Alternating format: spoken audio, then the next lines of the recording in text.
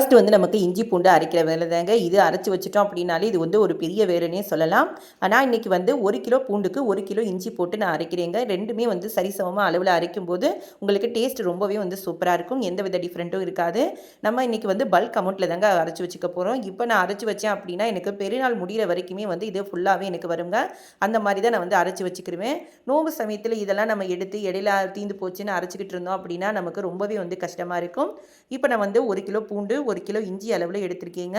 ஆனால் பூண்டை விட இஞ்சி கொஞ்சம் அதிகமாக சேர்த்து அரைச்சிங்கன்னா உங்களுக்கு இன்னுமே நல்லா டேஸ்ட்டு கொடுக்கும். நான் இப்போ வந்து ரெண்டுமே சரிசமமாக அளவில் வந்து அரைச்சி எடுத்துக்கிறேங்க. நீங்கள் இவ்வளவு அரைச்சி வைக்கிறீங்க, உங்களுக்கு இது வந்து உங்களுக்கு டேஸ்ட் மாறி போயிடாதேன்னு நீங்கள் நினைக்கலாம். டேஸ்ட் இப்படியே இருக்கிறதுக்காக வந்து எண்ணெயோ நெய் உப்பு அந்த மாதிரி சேர்ப்பாங்க. நான் இது போல் எதுவுமே வந்து சேர்க்க மாட்டேங்க. கொஞ்சம் போல் தண்ணி விட்டு மட்டும் நான் அரைச்சி எடுத்துக்கிறேன். ரெண்டையுமே தனித்தனியாக அரைக்கிறதுனால ஒரு பெரிய பவுலில் போட்டு ரெண்டையுமே நான் ஃபஸ்ட்டு கலந்து எடுத்துருவேன். கலந்து எடுத்துட்டு நான் வந்து பாட்டிலில் வந்து அப்படியே ஸ்டோர் பண்ணிக்கிடுவேங்க. இதில் நீங்கள் எண்ணெயோ இல்லை உப்போ எதுவுமே வந்து சேர்க்க தேவையில்லை. இதை நீங்கள் அப்படியே ஸ்டோர் பண்ணிக்கலாம். உங்களுக்கு எப்போவுமே வந்து நல்லா ஃப்ரெஷ்ஷாக இருக்குங்க. நான் இன்றைக்கி வந்து பிளாஸ்டிக் டப்பாவில் வந்து ஃபஸ்ட்டு ஸ்டோர் பண்ணிக்கிறேங்க. ஏன்னா இதை வந்து நம்ம ஃப்ரீசரில் வைக்க போகிறோம். நம்ம இப்போ யூஸ் பண்ணுறதுக்கு தகுந்த மாதிரி வந்து கொஞ்சம் போல் வந்து நம்ம எடுத்துட்டு அதை வந்து நம்ம ஃப்ரிட்ஜில் வச்சுக்கிறணுங்க. மற்ற ஸ்டோர் பண்ணுறதுக்கு வந்து நம்ம ஃப்ரீசரில் வச்சிடணுங்க மிச்சம் இருக்கிற பாக்ஸை.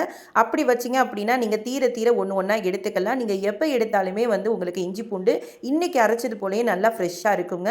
நான் இது வந்து ரொம்ப வருஷமாக நான் இந்த மெத்தடில் தாங்க வந்து நான் யூஸ் பண்ணிகிட்ருக்கேன்.